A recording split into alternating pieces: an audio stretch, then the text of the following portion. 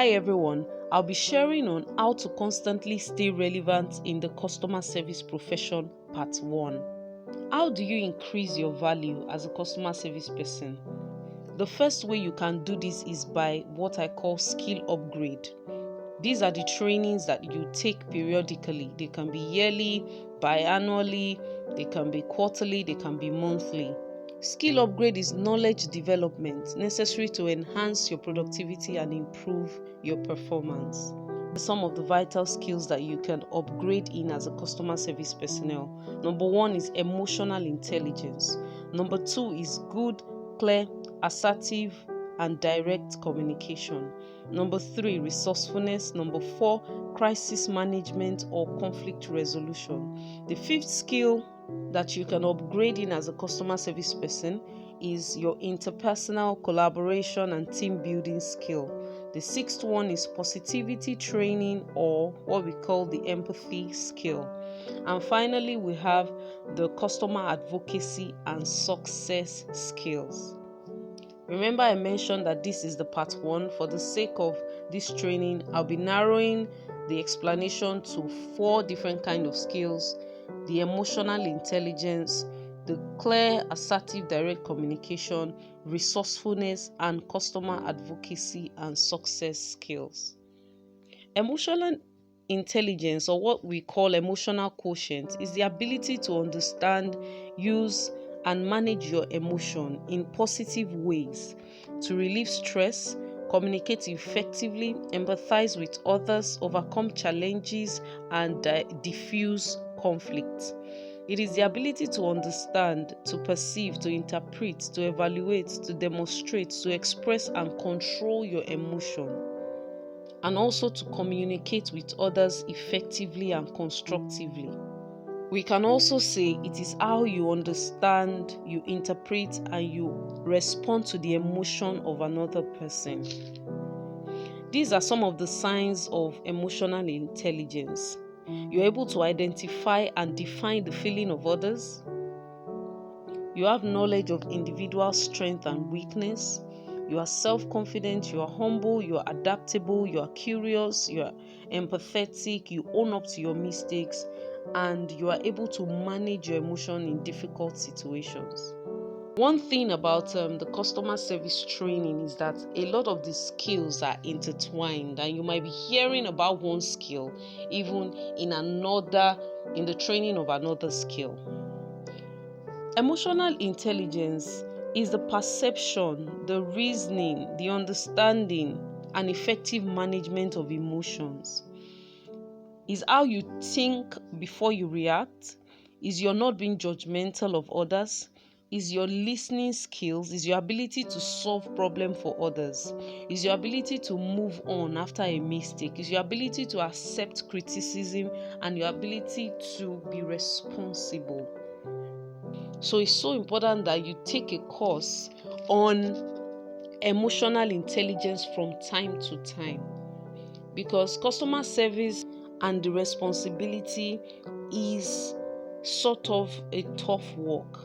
Every customer service personnel can agree with me on that being a customer service representative is a tough work. Customers judge your business based on their interaction with you as a customer service personnel, based on your behavior. So it's important that you remind yourself and you are trained periodically on emotional intelligence. The second one is good, clear, assertive, and direct communication.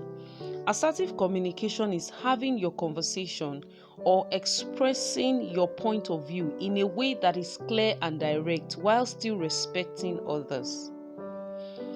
Assertive communication helps minimize conflict, helps control anger. It helps you express your thoughts without sacrificing politeness. People call it a direct and respectful communication. Sometimes, when you are dealing with customers can communicate passively aggressively, but a customer service person cannot. He has to be assertive. There are different kinds of communication. In fact, we have 4 major types of communication. We have the direct aggression, which is the bossy, the intolerant, and the overbearing kind of communication. We have the indirect aggression, which is like sarcasm, insinuation, or guilt tripping. We have the submissive conversation or communication, which is the passive and apologetic kind of communication. And then we have the assertive communication, which is the direct, honest, responsible, and polite kind of communication. As a customer service person, you have your company to protect, the company that you work for. You have your company policy to convey to the customers. You have difficult conversation to respond to all the time. Assertive communication helps you to achieve these goals, to protect yourself and your organization from being taken advantage of, while still maintaining a professional, calm, and humble demeanor. In assertive communication, you are very, very sincere with your words, with your body language, with your eye contact. Your eye contact is sincere. Your body, if it's a walking or a physical customer, your body is facing the person you are having a conversation with, but is not anyway communicating any form of intimidation. Your voice is calm, you are convincing, you are adding gestures to emphasize what you're saying, and then you're ensuring that the timing is just best for maximum impact. In assertive communication, there's clarity, no threatening. The words are positive, no criticism. The hearer is willing and ready to hear, and he understands and is willing to accept. In assertive conversation, you can use the word I instead of you. It's not being judgmental. You putting yourself in the place of the other person. In assertive communication, you can repeat yourself. You can use fogging, which helps reduce criticism without getting anxious or being defensive, without getting the other party to be anxious or being defensive. When you are communicating assertively, you are agreeing with what the other person is saying. You are not cutting the person's conversation away or nullifying what the person is saying. You are agreeing, and then you are making your point. You are saying things like, the thought you mentioned, the words you mentioned is very true. And then you are buttressing what the person is saying and then giving your own point at the same time. Even if it's a criticism, you are sympathetically agreeing with the criticism, and apologies can come after when you have had a thorough, detailed consideration of what the other party just said.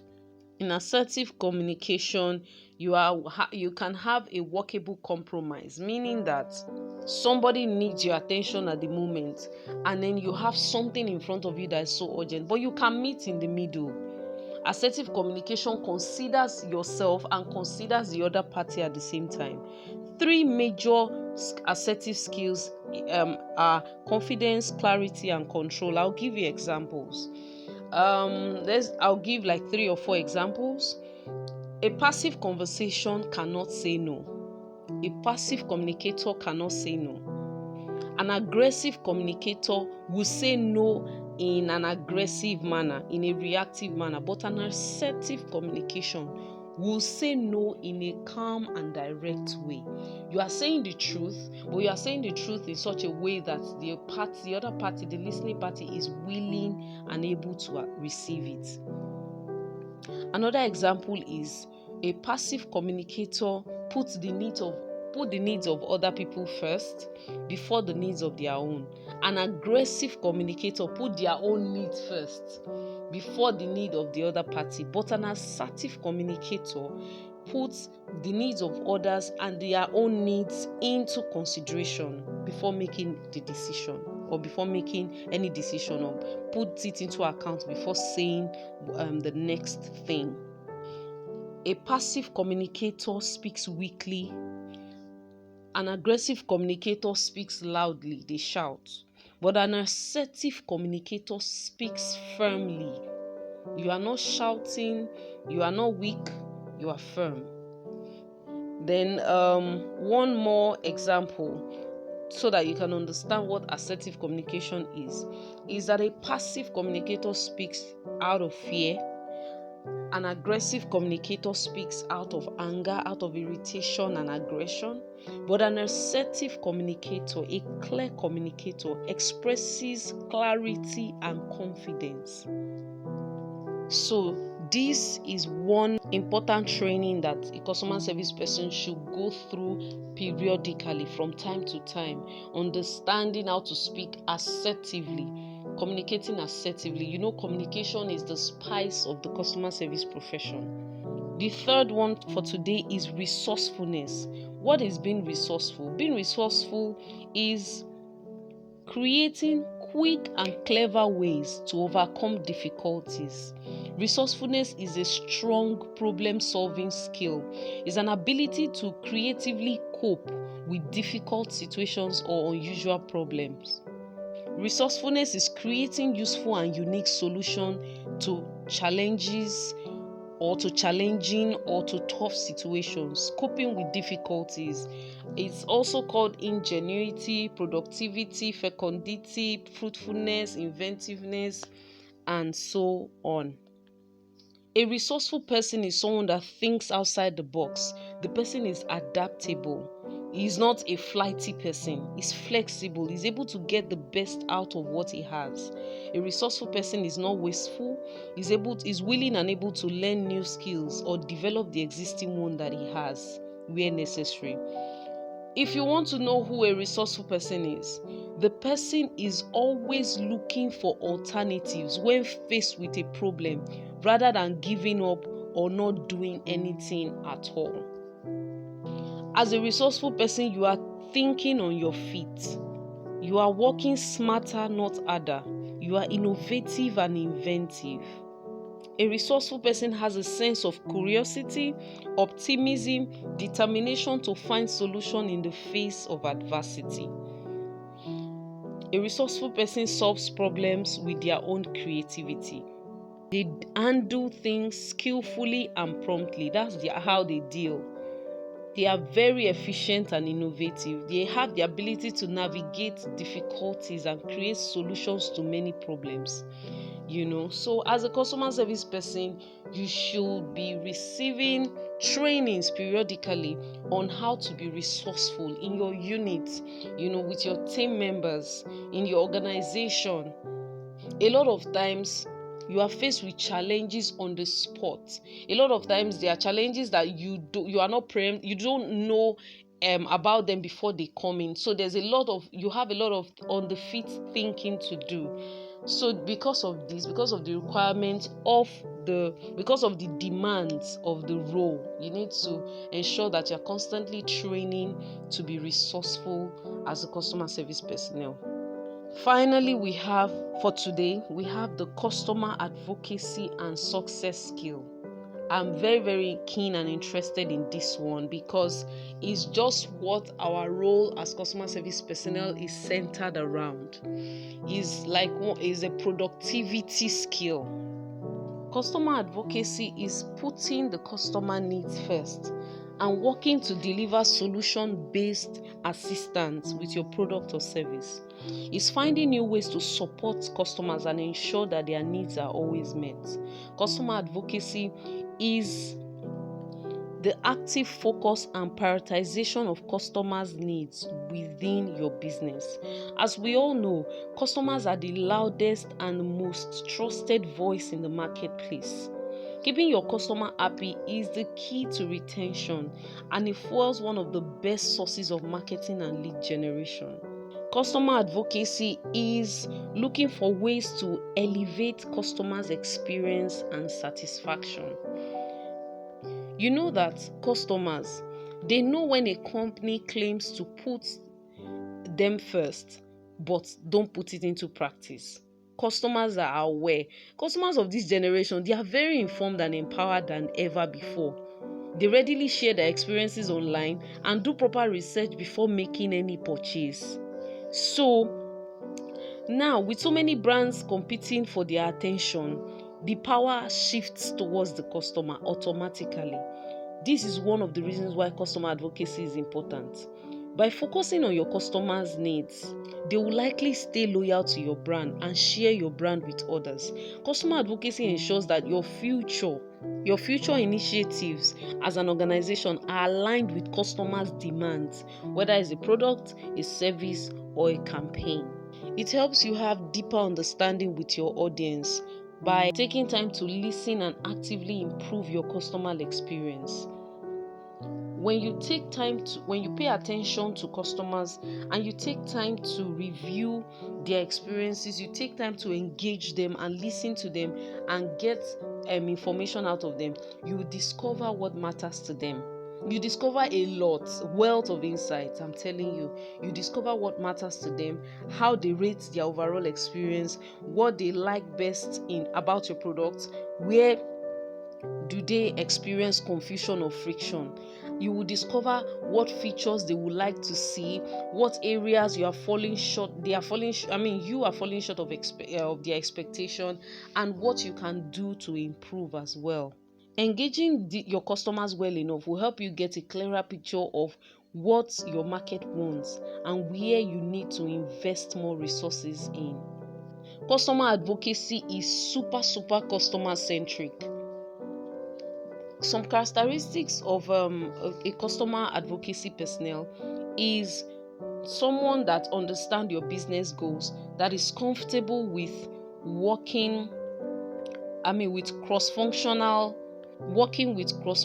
team, someone that is empathetic and trustworthy, someone that is skilled at handling difficult situations, someone that can read data and form actionable strategy with it, someone that is able to manage programs and campaigns, someone that is able to pinpoint any problem and spearhead new initiatives to fix them. Here is how you can build customer advocacy strategy. Number 1, you determine the goal of that strategy. Number 2, you appoint a customer advocacy strategist.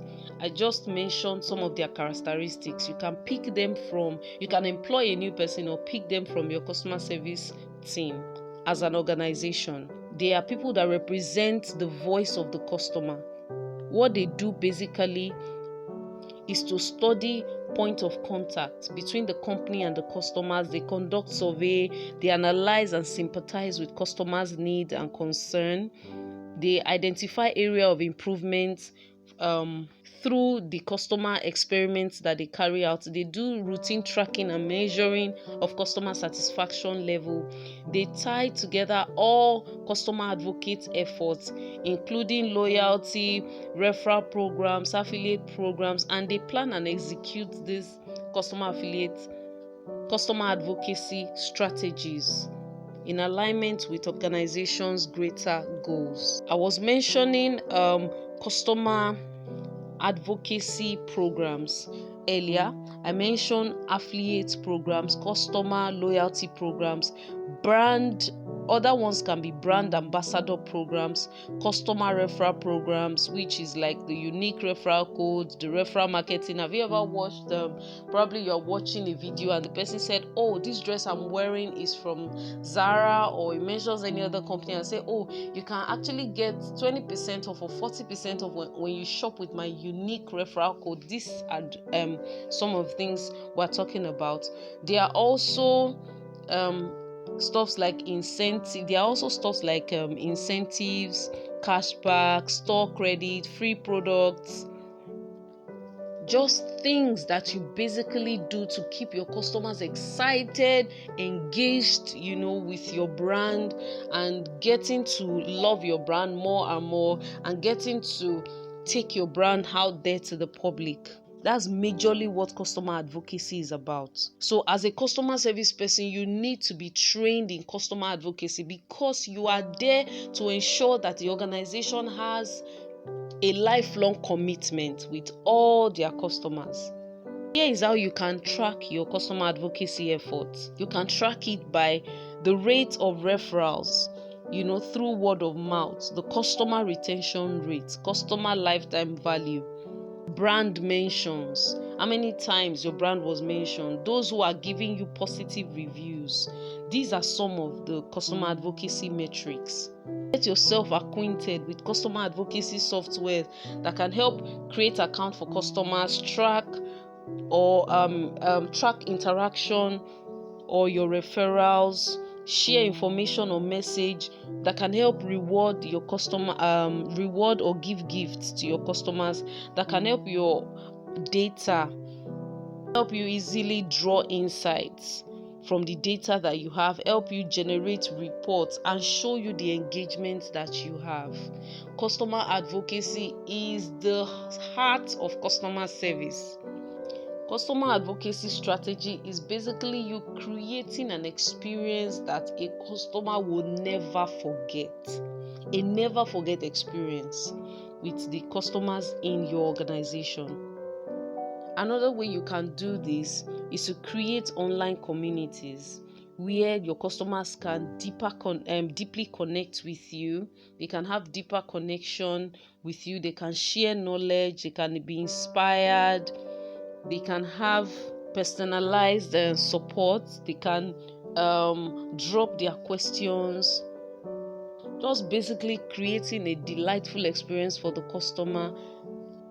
When you are shipping their goods or when you are carrying out their service, you can send them a thank you note. You can give them free shipping, free gifts. You can offer alternatives. Even if you don't have that product that the customer is asking for, a beautiful customer service, customer experience can be you referring them to where they can get it. I know there are some companies that will not do it. Oh, they feel if we send them to someone that is a competitor, they will not come back. No, it's part of a customer experience to ensure that you help out a customer, with getting a service that you don't have, to offer them at a particular time. Also, to still help you connect deeper with your customers, you can take an adaptive approach, to your customer advocacy, letting them take the lead. When you do so, you'll be surprised at the things that you discover. You can even send them an initial survey to get to know what it feels like or what the customer will feel concerning your customer advocacy program. You can invite your most loyal customers to test run any of these efforts. You can find other ways to connect with your customers, getting to, kickstart an online communication conversation, online community conversation. You can celebrate their milestone with your company. Probably a customer has been consistently patronizing your company for 5 years. Every time it's that particular day of the year where they encountered your company for the first time, you can keep celebrating that day. That's what your customer advocacy software will help you do. It will help you track all those moments and you can keep celebrating milestones. So ensuring that your customer have an excellent and beautiful experience with your organization is the sole purpose for the customer service unit.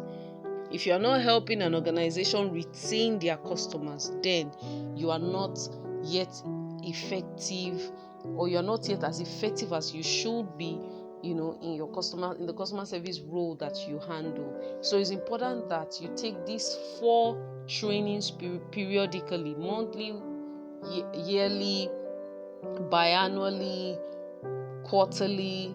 Ensure that you are trained. It really, really helps increase your value. And every organization that you work with, they know that yes, they experience growth when you came into the organization. When you joined them, they'll experience tangible growth. So yes, we talked about how to constantly stay relevant as a customer service professional. We talked about the skills that you need to take from time to time: the emotional intelligence, the good, clear, assertive, and direct communication, resourcefulness, and customer advocacy or success skill. In part 2, we'll be talking about other skill upgrade that you can undertake, which is the interpersonal collaboration, team building skill, the positivity training, or the empathy training. And we share other skill, other value that you can add to yourself to ensure that you are constantly growing and being more relevant in your profession. We mentioned that emotional intelligence is the ability to manage, use, understand your emotion in a positive way to relieve stress, communicate effectively, and empathize with others. We mentioned that assertive communication is having a conversation or expressing your point of view in a way that is clear and direct while still respecting others. It helps minimize conflict, control anger, and direct your expression of thoughts without sacrificing politeness. We mentioned that the key in assertive communication skill is confidence, clarity, and control. And while passive communication is tilting towards being weak, aggressive communication is tilting towards being offensive, assertive communication is being firm, confident, clear, and it helps you protect yourself and the company you're working for, because sometimes you might have situations where you need to defend your organization and help them from being taken advantage of. We spoke about resourcefulness as quick and clever ways to overcome difficulties, as a problem-solving skill, as a skill that requires you to think on your feet, as a skill that requires you to be adaptable, flexible, not wasteful, look for alternative to solve a need rather than doing nothing about it or giving up. And finally, we say the customer advocacy skill is one of the most important skill in customer service, because it's a customer-centric skill. It helps you put the customer first, and it helps you find new ways to support and ensure that the needs of customers are always met, because a happy customer is a loyal customer to your brand. He or she becomes your brand ambassador and helps send the news of your company's goodwill everywhere. And trust me, customers are still the loudest and most trusted voice in the marketplace. With that being said, I'll be wrapping up for part 1 of how to constantly stay relevant in the customer service profession. I'll see you in part 2. Thank you so much for listening. Bye for now.